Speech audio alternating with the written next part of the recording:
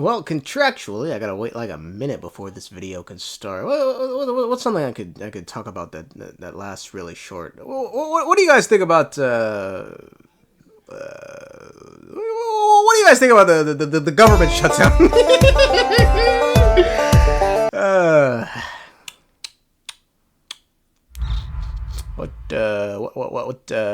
Oh wow, only 25 seconds. I'll tell you guys a joke. Roses are red. Nope, I fucked up the joke. Roses are dead. Violets are dead. I am not a good gardener.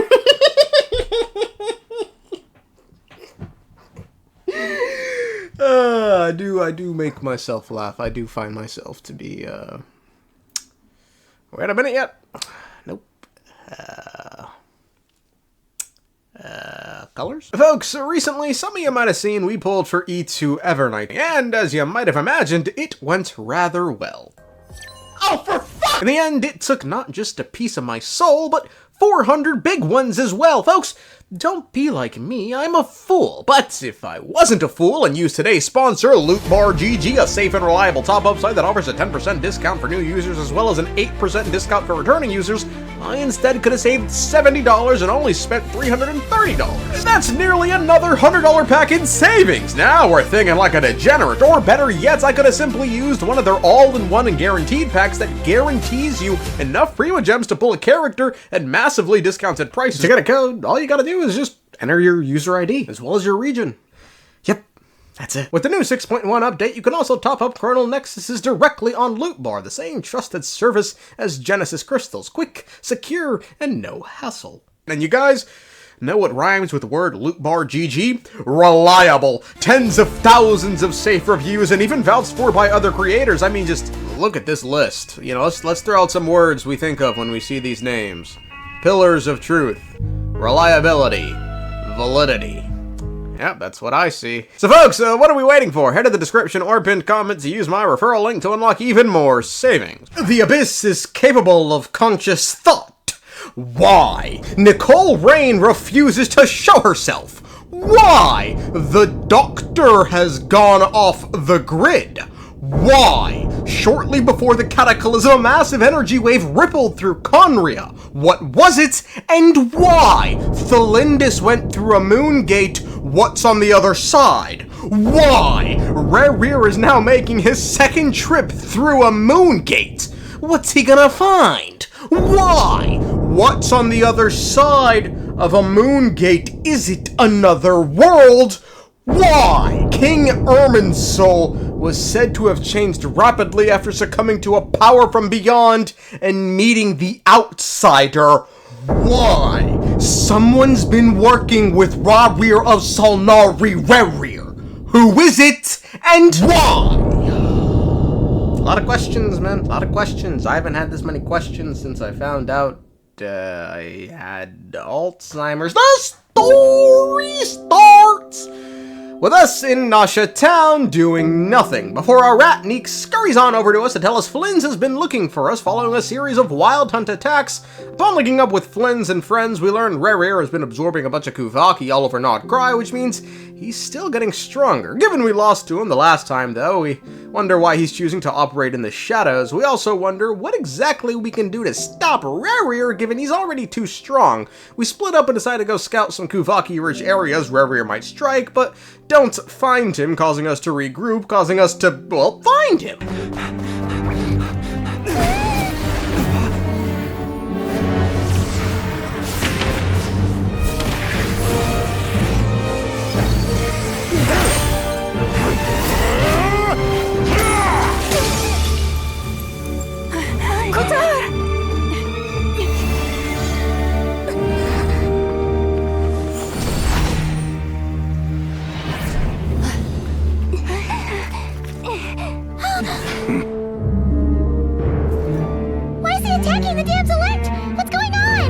No time for questions.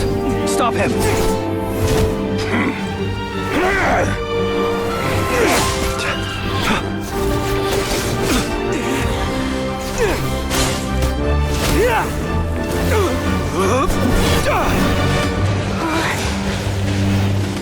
insane. Yehoda, get Kutar out of here. On it.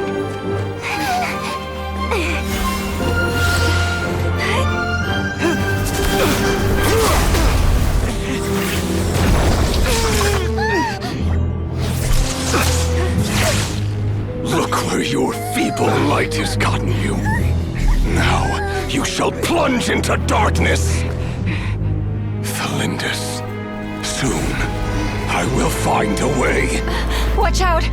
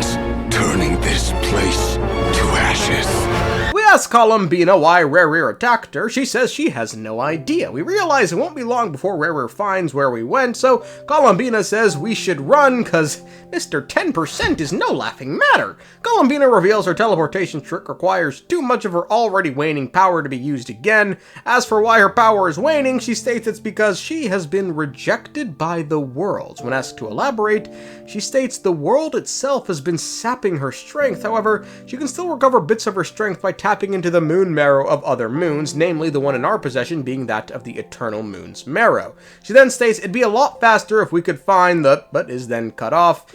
If she wasn't cut off, however, she was going to say the iridescent moon's marrow, which obviously is missing.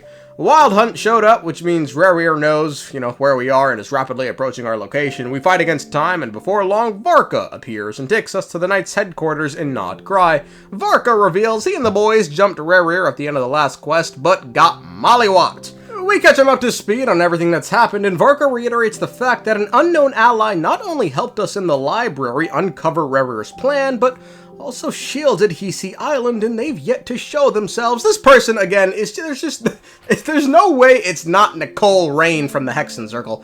Varkan continues, the reason he left for Amsvartatir, or the fuck you say that word, right at the beginning of the quest, was because the knights caught wind of the Wild Hunt showing up there, but that turned out to be nothing more than a red herring, seemingly so Rerir could resurrect himself while Pimp Daddy Varka was away. Silently, though, Varka wonders if Rerir really could have done this all by himself. Varka states even with everyone in the room right now, we still can't beat Rerir, which prompts Columbina to suggest they find a new source of power. She states the moon goddesses once had immense power, enough to shape the workings of the world itself. We have the eternal moon marrow inside us. Columbina is the frost moon goddess, but as for the iridescent moon's remains, they've never been found. So let's find it. All Columbina needs to do is speak with Sandrone. We next move on to Rerir's motives. Why is it he hates the moon so much, and what exactly does his title, Rerir of Solnari, even mean? Nefer then shows up, who was lured here under false pretenses by the Pimp Daddy himself. Nefer then takes the fragment of Rerir's heart from Flynn's to do some investigation into his past, and we swap shots to us with Columbina going to meet Sandrone. The former ranked third Harbinger gets talked down by a bunch of fucking NPCs before being let into the facility by Sandrone herself. Columbina asks Sandrone to reach out to Arlecchino for her. Sandrone then reveals the only Harbingers in Nod-krai currently are herself as well as, but then cuts herself off.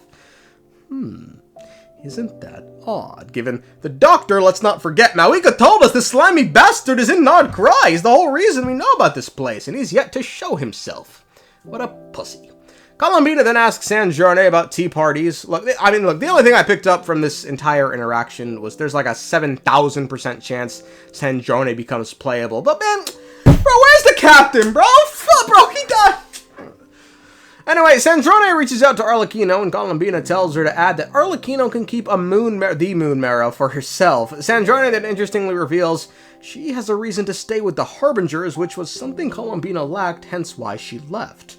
Anyways, it's then the Wild Hunt attacks the facility. Sandrone tells us about a secret door we can use to escape the facility, while she, stays to just run the ones with Rerir. Anyway, the robots, they get mollywopped. A lot of mollywopping was happening in this quest, folks. The robots get mollywopped. Rerir then waltzes right through the front door, but leaves after seeing there's no Columbina. But Sandrone does not take too kindly to being ignored. Over at the curatorium, Nefer gets a fucking get-out-of-jail-free card device from Dory, who got this device from Alice. Nefer then does voodoo to look into Rerir's past, and we find ourselves in khaenriah reading through his journal, which just speaks about his daily life and someone named Tholindis. The last page of the journal sees Rerir liken his heart to that of the burial place of a fallen moon while professing his love for someone. Another Rerir memory shows Dainslif and Vedrfolnir going out for drinks. Dain asks Rerir if he proposed yet and expresses shock at the fact that Rerir is going to be the first one of them to settle down, causing Vedrfolnir to... Bro, every time just something was said about Rerir's future, this is literally Vedrfolnir's reaction. Dain asks if Rerir's partner really knows what he does for work, and Rerir says he hasn't told her yet. Rerir is taken aback by Vedrfolnir's odd reactions to talk of his future with his partner. In another memory, we find out Rerir's fiancé-to-be is Tholindis. Rerir shares Vedrfolnir's reaction to his proposal to her, but Tholindis tells him not to worry about it, even if everything Vedrfolnir has said has come true.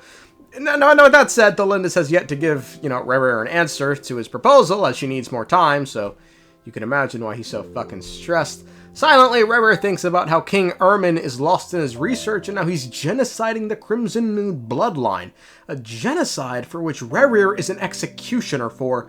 That's his real job. For a moment, he appears to begin to tell Tholindis the truth, but backs out. Another memory shows Rerir at work. He just had a good mission, a lot of dead Crimson Moon niggas. That's a good day in Rerir's book. Rerir wonders about the many unsolved mysteries of the Crimson Moon and notes Tholindis is researching the Crimson Moon herself at the Universitas Magistrorum. That's her job. Rerir privately justifies his actions, stating the Crimson Moon dynasty has come and gone. The Eclipse dynasty currently rules, and there's no point trying to cling to the dead moon's ghost. Still, Rerir thinks about Vedrfolnir's reaction to his news and says he must go get answers from him. As the memory comes to an end, Nefer spots a black smoke and finds another memory, but not of Rerir's, of Tholindis's, who, while waiting for Rerir one day, is approached by a boy who reveals himself to be a descendant of the Crimson Moon. The boy reveals to Tholindis that her partner Rerir is the Rerir of Solnari, foremost executioner for the king. Before leaving the memory, Nefer wonders how it's possible this memory even exists in Rerir's fragments, given this memory belongs to Tholindis and not to Rerir, who's nowhere to be found. Swapping to us, Arlecchino saves us from some monsters. Swapping to Sandrone, Polonia got put down like a dirty dog against mollywopped, I should say. A lot of mollywopping, I told you. It's then the House of the Hearth pulls up to help, but not Lynette, however. Before dismissing them, Sandrone tells them there's tea. I gotta go get tea. We regroup with the gang and even bring Arlecchino, who introduces herself as Arlecchino. Yehuda clocks her eyes, which signifies she's a descendant of the Crimson Moon, while Varka states, "This is some bullshit! Only Arlecchino he knows is the fourth-ranked Harbinger." Arlecchino then says, yeah, that's her.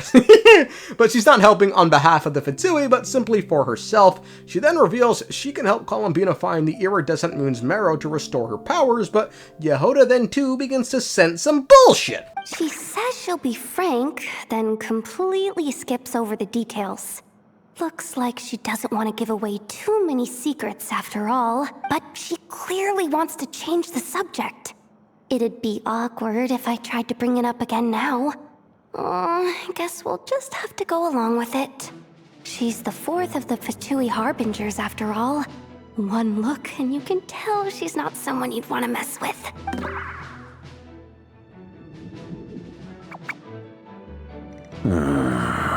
Yehuda shares with the group Rerir was an assassin for Khaenriah whose mission was to kill dregs of the Crimson Moon, which catches arlecchino's attention. Columbina tells us the people of Khaenriah used to worship the Crimson Moon, and from its reflection were able to draw a strange power, but a coup saw the Crimson Moon dynasty eclipsed, hence the name of the second dynasty, the Eclipse Dynasty. But King Ermin wanted the secrets of the Crimson Moon for himself, so he had the Rerir of Solnari hunt down the Crimson Moon's lingering descendants. Yehuda shares Tholindis was a researcher at the Universitas Magistrorum, and Lauma adds the odd bit about Tholindis' memory showing up in Rerir's fragments. We then head out to find the iridescent moon's marrow, and shortly after, Flynn's and friends show up and reveal something interesting. The red herring that led Varka to Amsavartatir couldn't have been Rerir because Nod-krai had already had wild hunt outbreaks prior to this, and given Rerir had yet to regain his body, he shouldn't have been able to act in two places at once.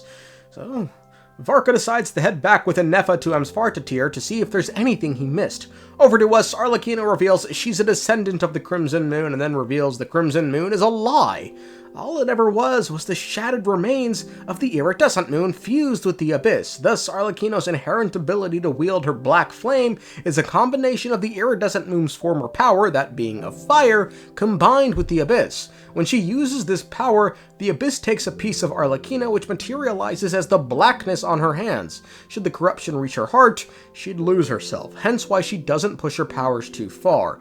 Back to Khaenriah history, Arlecchino hypothesizes that Khaenrians didn't give a fuck about the moon itself, only that it served as their link to the abyss. Arlecchino then confirms with Columbina, she gets the moon marrow, to which Columbina says yes, noting this will make Arlecchino stronger. As Arlecchino prepares to send us to the Crimson Moon, she just recaps Parent Harry. We give Columbina some power, and Arlecchino does voodoo to open up a space to the Crimson Moon. As we cross over, we hear the voice of the abyss before spotting the Crimson Moon. Strangely, though, the moon marrow isn't in the moon itself, but rather in its reflection. After activating a mechanism to cleanse some abyssal remains, we find a memory of Tholindis investigating the same space we find ourselves in currently.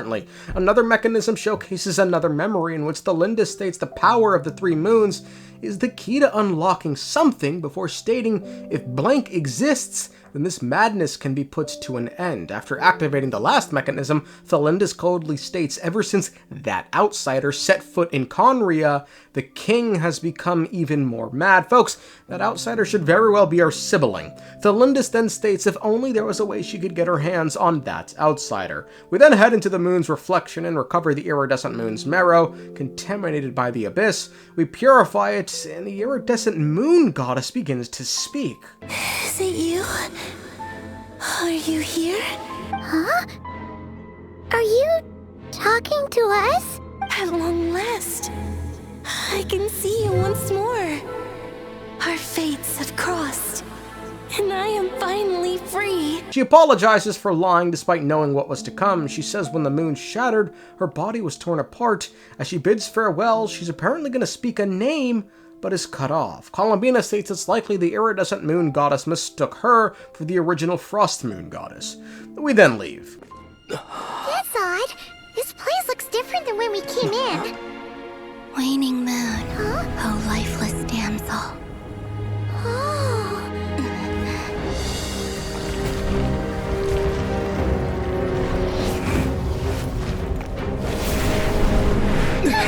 Hurry! The place is collapsing! It wants to trap us here. Who's it? The abyss? Now we've taken the moon marrow. All that's left here is a dark will. It will show us no mercy.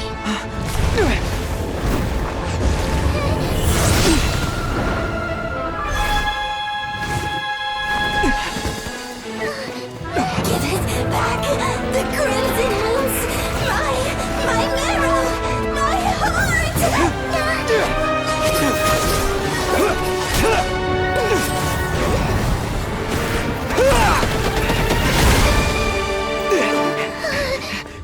Finally! Huh? Oh no! The exit's blocked! They're back! Now what do we do? This is where you fall. Witness my rise. Hey, What are you waiting for?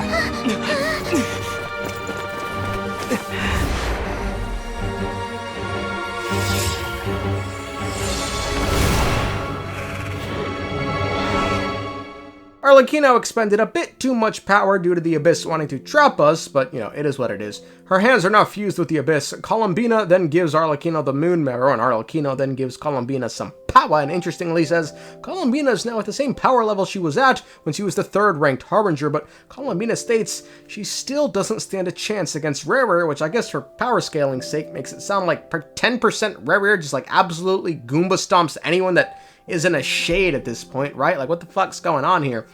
We and Arlecchino give Columbina even more power, and now she's looking pretty damn good. We head back to base and learn Albedo is here on Varka's request, along with Doran.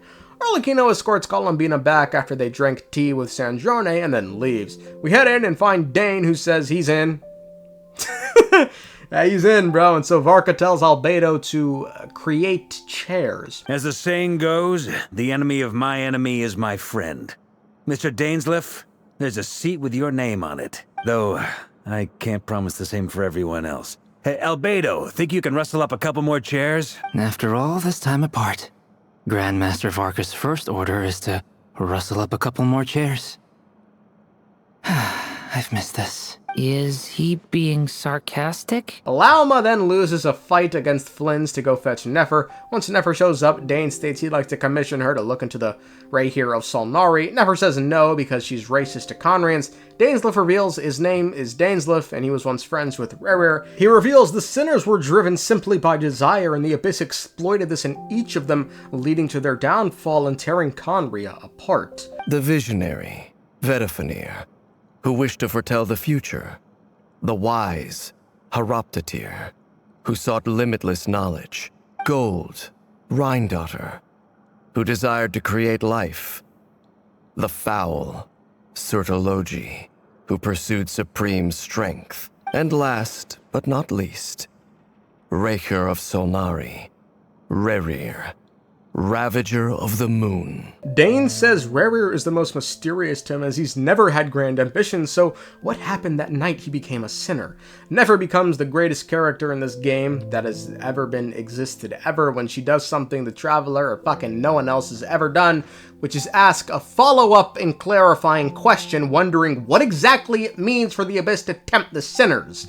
Dane reveals one night Vedifenir was summoned by King Ermin, who gouged his eyes out and threw him in the dungeon. Dane then summoned his friends to storm the palace and free Vedifenir, but that night all his friends, Vedifenir included, turned their backs on Dane in favor of abyssal power. Nefer states she and Dane will speak later, and we share Columbina has powered up, and Varka says, you know, we gotta find out at some point, you know, can Rerir even fucking die? Albedo is assigned to uncover this. As for questions about Rerir's motives, they're all dumped onto Nefer, who begins fighting with Lauma. We can't thank you enough for agreeing to help us. Honestly, I can hardly believe how lucky we are. You sure have a talent for changing your tune, Miss Moonchanter. Timid like Yehoda one moment, then flinces insincere flattery the next. Ladies, please. I must object to your portrayal of me. That's all. Feel free to keep bickering. Just pretend I'm not here. I almost don't want to leave this room. I'm curious to see how this plays out. At the Curatorium, Nefer does more voodoo to look into Rerir's past, and we become Rerir going through the files of those eliminated on behalf of the king, with the ages of those killed ranging from 51 all the way down to 6 years old. It's then Rerir begins to hear a mysterious evil voice in his head that mocks him. We then get another memory of Rerir looking for Vedifenir. Naturally, Vedifenir saw him coming, because he can see the future. Vedifenir refuses to tell Rerir the reason he's apprehensive about Rerir's wedding plans, and the two soon discuss the Vinster King, agreeing he's changed a lot recently. Finally, Vedifenir relents and simply tells Rerir if he wants to be happy, find another fiancé. We then get a continuation of Tholindis' memory from earlier. Turns out the boy wanted Tholindis to kill Rerir. Tholindis says no, but the boy then reminds Tholindis that she too is a descendant of the Crimson Moon. Tholindis says she'll try and talk to Rerir to have him talk with King Ermin, to which, this sends the boy over the edge. He calls Ermin a blind fool whose eyes are clouded by powers from beyond this world. The boy then leaves, and Tholindis thinks about the fact that while Rerir has been lying to her, she's been lying to him. How poetic. With another child, we learn that the reason Tholindis' eyes are normal is because she's only a distant relative of the Crimson Moon, not a direct descendant. Back with Rerir, while heading to assassination training, assassination training, huh? The same voice from earlier begins to mock him again, mock the fact that killing humans has become so normal to him. The voice continues to mock Rerir while he's training, sowing doubts in his thoughts, questioning what happens if the king doesn't need him anymore, and stating the king has changed ever since he fell under the spell of that power. Anyway, the training ends and there's a bunch of dead kids on the ground, because is it meant to be symbolic? Was he actually training with... Who knows, man. Back with Tholindis. Is that how you say her name? Tells the boy... Sounds like an Indian dish. Tells her the boy from earlier has been caught and is probably dead. While working, Tholindis really wonders if Rerir could kill her. While Rerir is working, he learns his next target is Tholindis. Fate's a bitch, ain't she? Rerir then reveals Ermin's government name is Irminsul. Yes, just like the tree. He snaps and refuses to kill Tholindis, and as a sign of good gesture, lets go free, who I guess he caught at some points. The voice then returns to mock him again, and Rerir addresses the voice as Vedrfolnir, who tells Rerir to let Tholindis go. When Rerir says no, Vedrfolnir says, okay, then you're gonna need a lot more power, brother. An opportunity will soon present itself. All Rerir has to do is wait. Nefer recaps, King Ermin was genociding the Crimson Moon for his research and obsession with abyssal power. We then swap shots to the night it all happened. Dane wakes up Rerir one night and tells him to follow him as it's urgent. Rerir says sure, but not before leaving a note for Tholindis, who's working at the Universitas right now. Further ahead, we see Rhindaughter speaking with Tholindis. Rhindaughter makes a jest at the fact that Tholindis is missing an arm and a leg after a fight, and graciously offers to make him some new ones using alchemy. Tholindis calls her batshit crazy. And then, the wise Raptatir makes his first ever mark in the game. Why, Dainsleif, of course.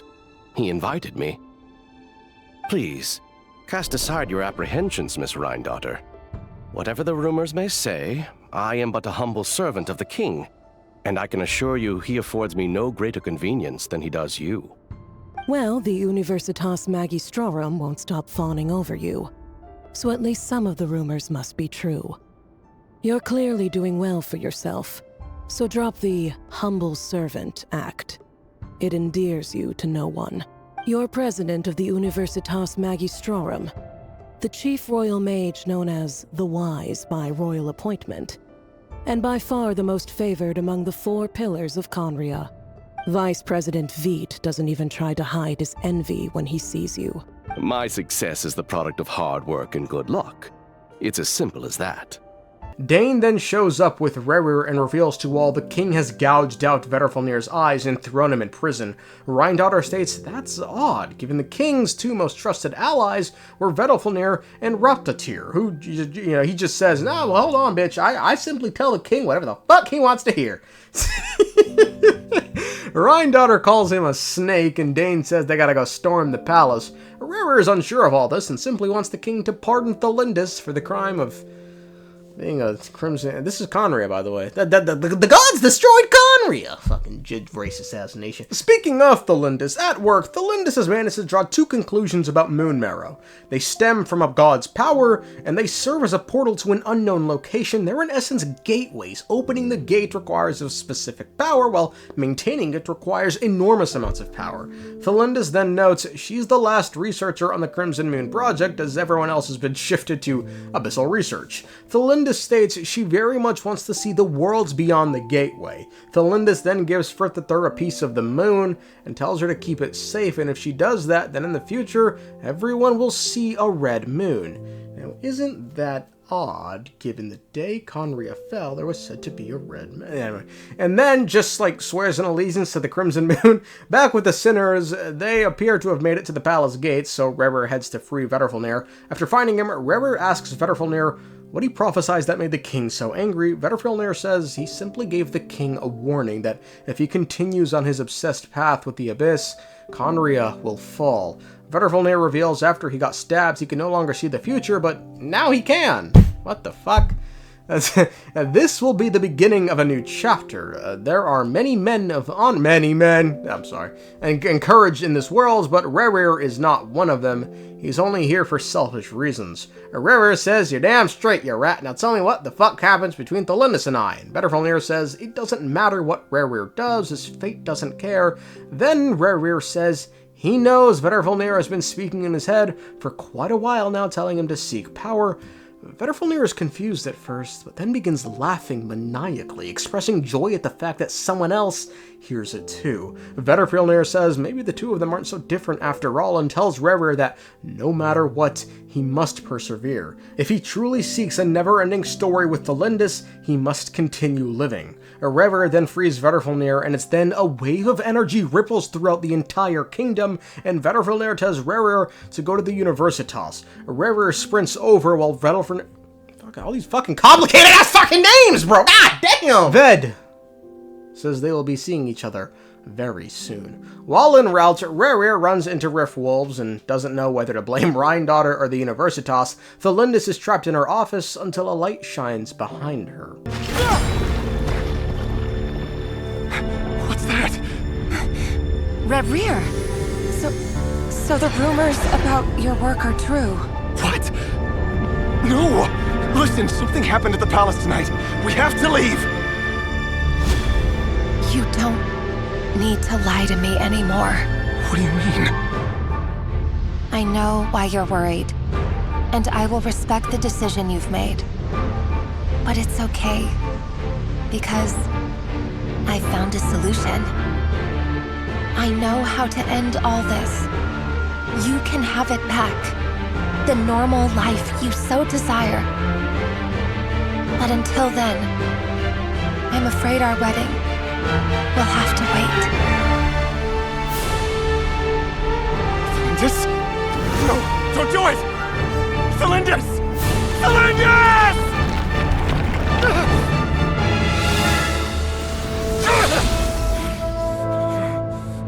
I told you, Rerir. Let her go. You will find someone better. No, I won't do it! I have to save her! By what means exactly? A lowly pawn. You lack the power and the strength of will. Do you know why? Tell me! Come to the palace. Join us.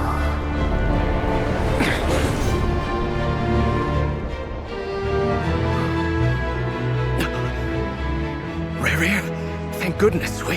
Step forth and take your share. You made it. Not you too.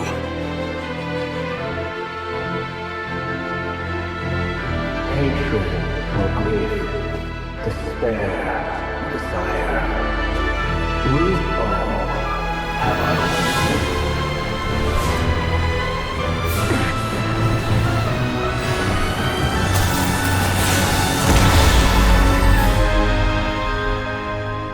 Rerir. Rerir. Tholindis? Were you daydreaming?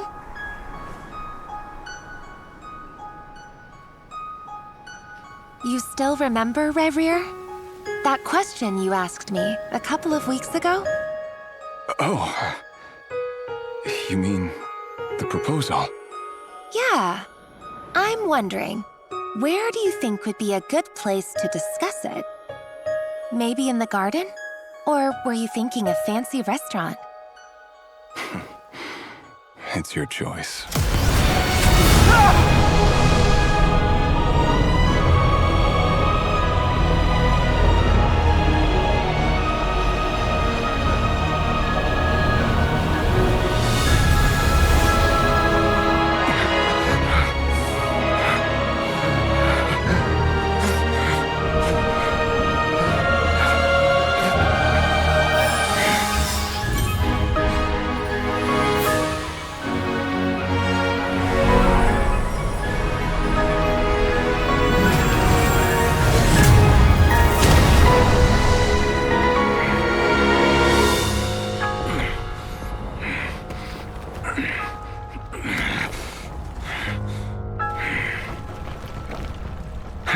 find you.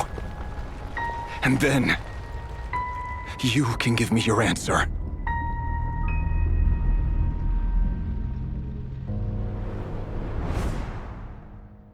The memories end there, and Nefer awakens, but as we all leave, she finds herself in the desert and realizes she had a false awakening and is still in the memory. Anyway, the whole next bit is just a Nefer story quest that I really just cannot be fucked to get into. Long story short, Nefer comes from a tribe in the deserts of Sumeru. Her tribe was killed by another tribe over water. And then Nefer was just, then enrolled into the academia, but then left and manipulated the tribe that killed her tribe to fight to the death with another tribe over money. Anyway, they then prep to leave this memory.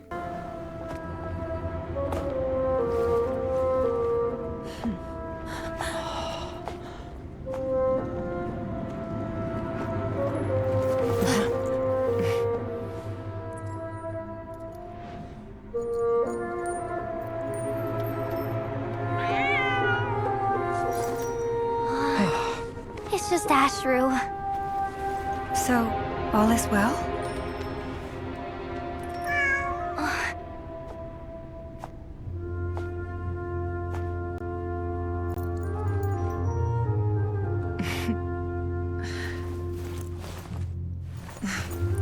Typically speaking, at this point, the world disintegrates.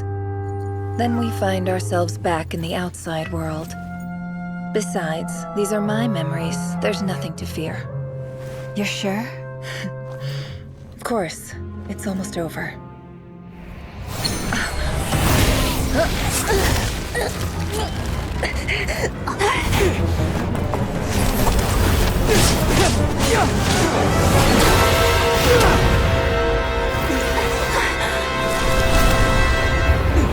Nefer, hey! Hold on!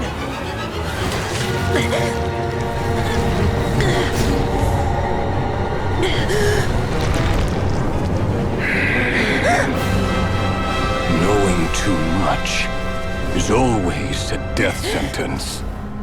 Speak for yourself.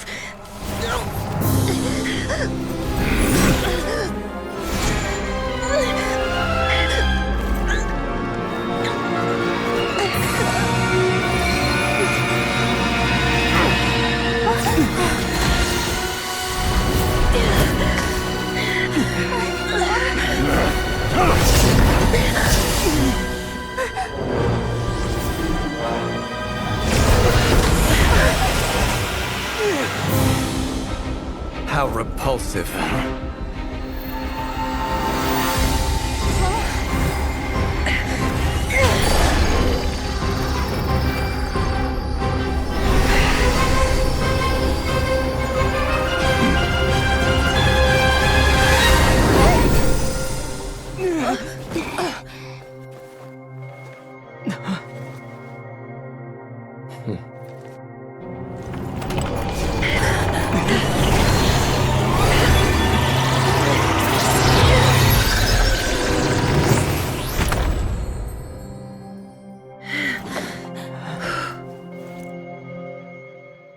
Rerir is now trapped in the chess set. Nefer recaps Rerir's life to all, and they begin to discuss the moon gate that both Tholindis and Rerir stepped through 500 years ago. Columbina says she has no idea what's on the other side, but does know that it's in part a path to the moon. Flynn's theorizes that whatever lies on the other side of the gate, he doesn't think Tholindis or Rerir made it through whole, given Rerir exists in fragments, meaning he was torn to shreds by a physical force. He's trying to piece himself back together, and the only reason he's still alive is because of the abyss.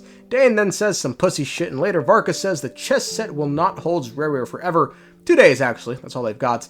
Dan, for some reason, is conflicted on whether or not he wants to help, and then Varka tells us the plan, then tells all the others. Nefer reveals Diluc's a rat who's been snitching on the Knights of Favonius to her, and Dory is here at the behest of Alice. Later, we meet up with Albedo and Durin, and Albedo reveals Rhine-daughter used to bitch a lot about Raptatir, was always fascinated with Certology, but never spoke of Rerir. Albedo reveals Rerir's existence at this point is entirely that of abyssal power, meaning he cannot die. Dane and Columbina then begin, talking about friendship. Have you noticed that the Traveler and Paimon are over there? I think they've been listening. Huh. Shall we say hello? Sure. Hello. Dane says he still doesn't know if he wants to join us, take down Rerir. What the fuck? This motherfucker all talk. I will have my vengeance. Fake ass thing. Anyway, we then free Rerir to fight him, and it was a long ass fight this was. Nefer, your eyes are bleeding. Soon you will be powerless to resist, and then I will reduce you to dust. But that dust will plague your memories. Come on, keep holding on. Any other tricks up your sleeve? Let's see them. As entertaining as they are, you've backed yourself into a corner. You don't fool me. I see your fear clear as day. I have to stoke his rage. Make him unleash everything. You fear what you could never defeat. You fear the thought of never being able to save your beloved. You cannot win the fight against fate, Rerir. Is that what you think? Well, now it's your turn to feel afraid. You fear the sound of your own name? Is it us you hate? Or is it what you've become? Let's see what becomes of you!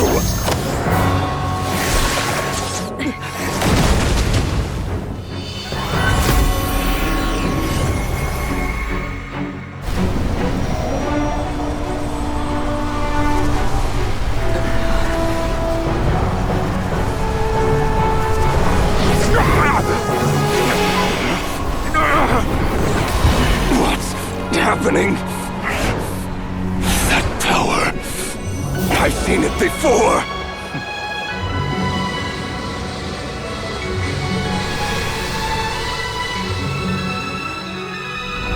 His power is on another level. We'll need to use an alchemical array to convert his power into a usable form. Then quickly channel it into Columbina, rendering her powerful enough to compete with him. I'll join you. I can help. If I release enough abyssal energy into a confined space, it'll create a potential difference, allowing us to extract a huge amount of elemental energy. Next, I'll synchronize with everyone's minds using pyro, then give you temporary access to their abilities and fields of view. But it won't last long. Can you see? Well enough. So, we have a student of Gold Rhine-daughter in our midst. How about that?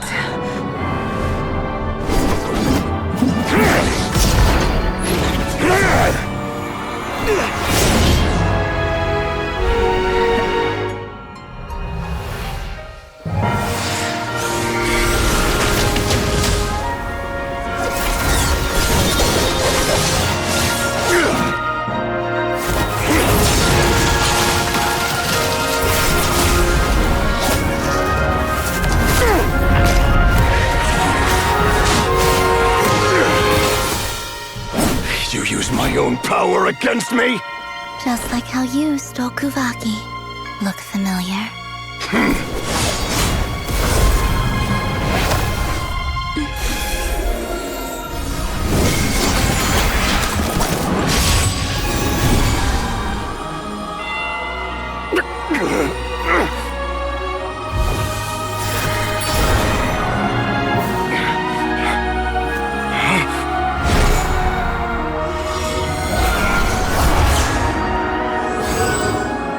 Don't you realize?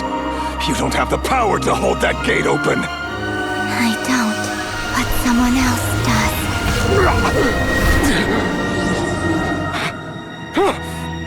Goodbye, Rerir.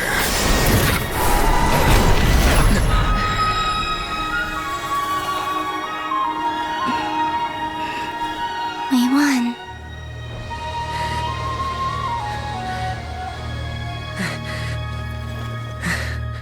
At the after party, we question why our mystery ally never showed up, and then then Nefer hears a strange voice coming from the door, but, that's it. We don't find out what that noise was. We don't find out. Whatever. Who the fuck's Nicole, bro? We then swap shots to Arlecchino and Sanjorni at tea time. They speak of a close colleague they'd rather want dead, meaning they're speaking of the Doctor. Sanjorni's next tea guest is Columbina, who asks her and Arlecchino to be her friends. Aww. Her next tea guest is us, and she reveals she knew Elaine personally, if you remember the fucking nigga from Fontaine, who we never met, but... Anyway, this means she's hundreds of years old, and then she just, like, recaps the Narcissus Ordo, which I guess is done, because we gotta make the side quests, you know, in the Archon quests, because people can't fucking read, bro. Yeah.